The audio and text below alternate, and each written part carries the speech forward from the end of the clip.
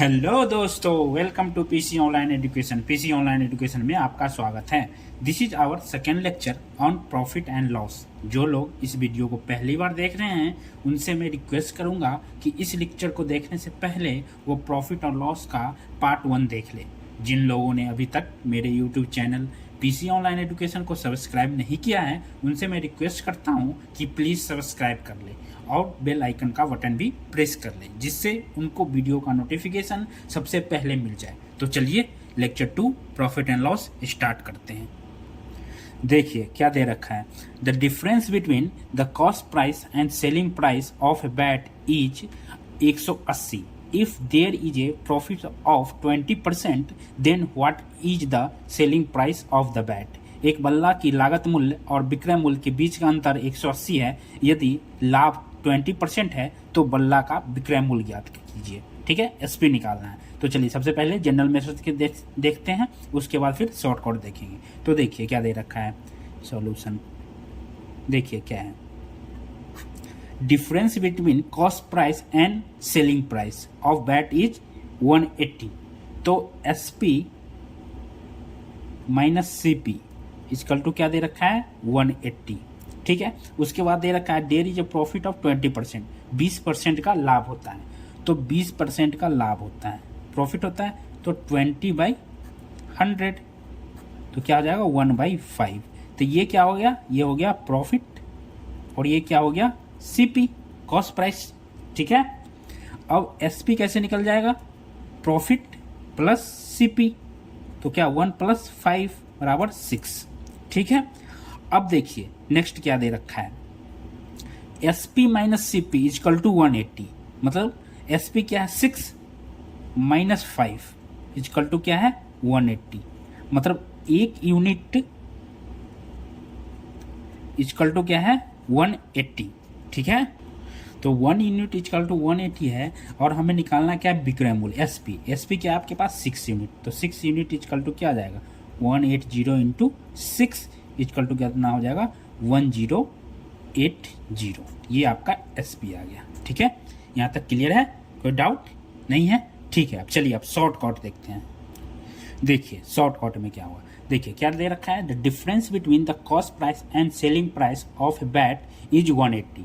मतलब selling cost price और selling price के डिफरेंस, मतलब सीपी माइनस एसपी या एसपी माइनस सीपी जो है वो 180 है। ठीक है, तो या तो जब डिफरेंस है तो या तो लॉस होगा या प्रॉफिट होगा।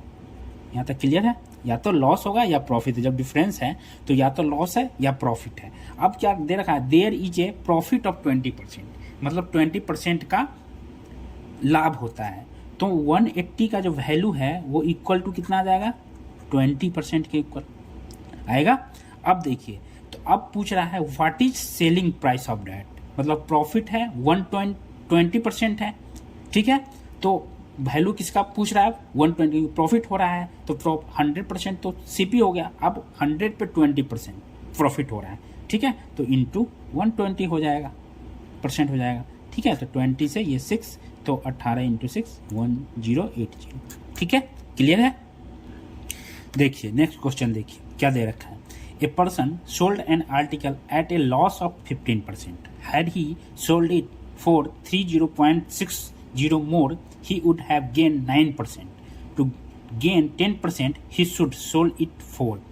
एक व्यक्ति ने एक वस्तु को 15% हानि पर बेचा। अगर उसने इसे 30.60 अधिक रुपये में बेचा होता तो उसे 9% का लाभ होता।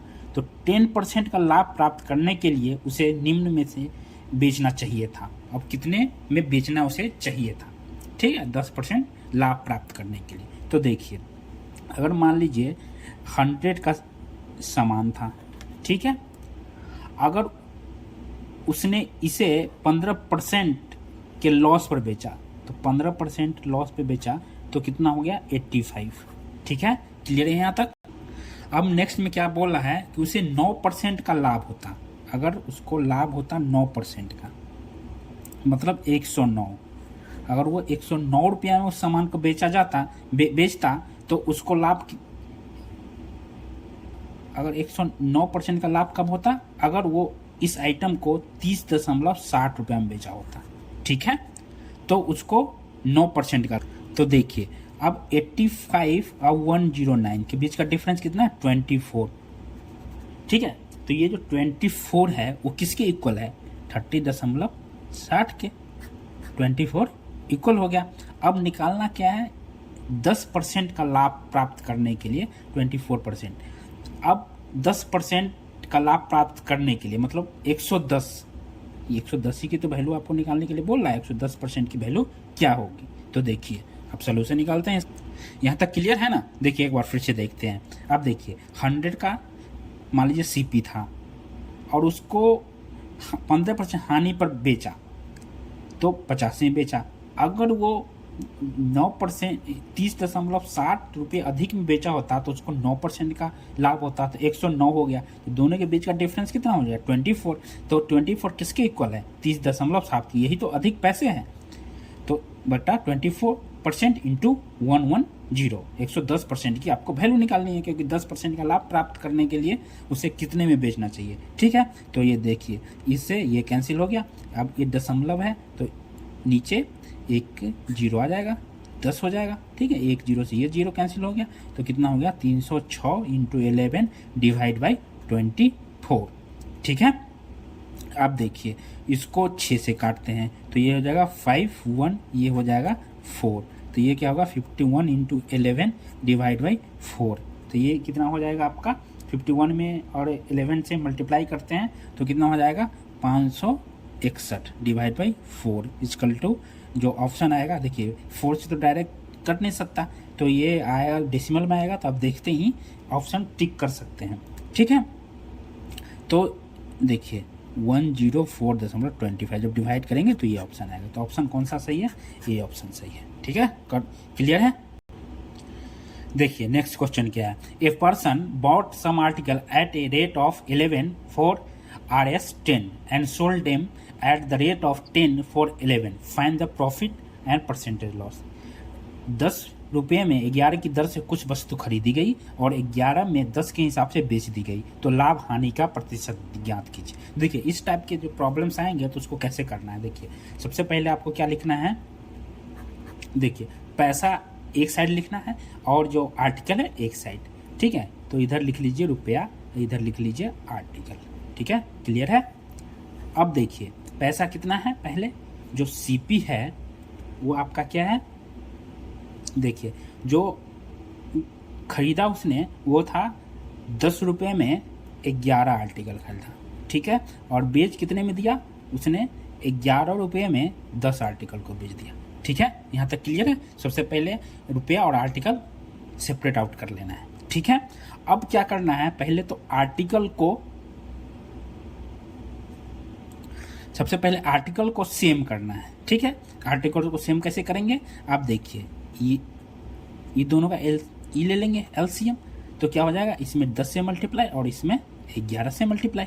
ठीक है, तो आप देखिए क्या हो जाएगा? सीपी और एसपी, तो 100 आर्टिकल 110, अब 121 और आर्टिकल 110। अब तो आर्टिकल सेम हो गया। तो देखिए क्या है, अब 110 आर्टिकल को 100 रुपया में खरीदा और 110 आर्टिकल को 121 रुपया में बेच दिया, तो क्या होगा? उसको प्रॉफिट हो गया, क्योंकि 121 माइनस 100। ठीक है, तो कितना? 21 हो गया। और कितने में? सीपी कितना है? 100, और क्या है? परसेंटेज निकालना है तो 100, तो 100 से बराबर क्या आ जाएगा? 21% का प्रॉफिट हो गया। ठीक है, डी ऑप्शन है। क्लियर है यहाँ तक? ठीक है, इस टाइप के जो प्रॉब्लम्स आएंगे बहुत टाइप के आएंगे, आगे भी देखेंगे। तो सबसे पहले इसमें क्या करना है कि आपको आर्टिकल और जो रुपया है दोनों को एक साथ लिखना है और उसके बाद फिर आर्टिकल को सेम करना है। ठीक है, सेम आर्टिकल होगा तब तो हम देख पाएंगे कि उसको लाभ हुआ या हानि हुई, प्रॉफिट हुआ, लॉस हुआ। ठीक है, तो इस हिसाब से प्रॉब्लम शो करेंगे। ठीक है, अब नेक्स्ट क्वेश्चन देखते हैं। देखिए अब नेक्स्ट क्वेश्चन क्या है? A trader bought some apple at 7 for RS11, he sold all at 2 for 3, thereby he loses 30. Find number of apple sold. 11 रुपये में 7 के हिसाब से कुछ सेब खरीदी और 3 रुपया में 2 के हिसाब से बेच दी, तो 30 रुपये की हानि हुई। तो बताएं उसने कितने सेब बेचे। ठीक है, तो फिर क्या करना है आपको, क्या बताया था आपने, आपको क्या बताया गया था कि सबसे पहले आपको रुपया और आर्टिकल यहाँ पे क्या है, एप्पल, तो लिख लेना है। देखिए बॉट कितने में किया, 11 रुपये में 7 एप्पल बॉट किया, और सोल्ड कितने में कर रहा है, 3 रुपये में 2 कर रहा है। तो सबसे पहले आप क्या करना है, सबसे पहले आपको क्या है, आर्टिकल सेम करना है। तो 2 को यहाँ से मल्टीप्लाई और 7 यहाँ से, ठीक है। ये हो गया CP और ये हो गया SP, ठीक है। तो आप कितना हो जाएगा CP और SP, देखिए 22 और 14 और 21 और 14, ठीक है। तो 14 एप्पल को 22 रुपये में खरीदा और 14 एप्पल को 21 रुपये में बेच रहा है, तो क्या होगा, इसको लॉस हो गया। तो कितने का लॉस हो रहा है, 1 का, कितने पे, 14 आर्टिकल पे। अब लॉस उसको एक्चुअली हो कितने का रहा है, 30 रुपये का। तो 30 रुपये अगर लॉस हो रहा है तो कितने आर्टिकल पर होगा, 14 इंटू 30, तो 14 तिया 42, 420, ठीक है। मतलब ए ऑप्शन क्लियर है। अब नेक्स्ट क्वेश्चन देखिए क्या दे रखा है, देखिए a person bought some article at rate of 5 for 6 and bought same number of article at the rate of 9 for 10 रुपये and sold all the stock at the rate of 2 for RS 3, find the profit और loss percentage. कुछ सामान 10 रुपये में 9 की दर से खरीदी गई, उतनी ही सामान 6 रुपये में 5 के दर से खरीदी गई, पूरे भंडार को 3 रुपये में 2 के हिसाब से बेच दी गई, तो लाभ हानि का प्रतिशत ज्ञात कीजिए। देखिए अब कैसे करेंगे, सबसे पहले क्या करना है, आपको रुपया को एक साइड लिख देना है और आर्टिकल को एक साइड लिख देना है, ठीक है। तो देखिए पहला CP1, देखिए पहला आइटम जो खरीदा उसने, वो खरीदा 5 आइटम खरीदा 6 रुपये के रेट से, 6 रुपये में 5 आइटम। फिर दूसरा भी वो खरीद ही रहा है CP2 क्या कर रहा है, वो 10 रुपये में 9 आइटम खरीद रहा है, ठीक है, 10 रुपये में 9 आइटम खरीद रहा है, ठीक है। यहाँ तक क्लियर है।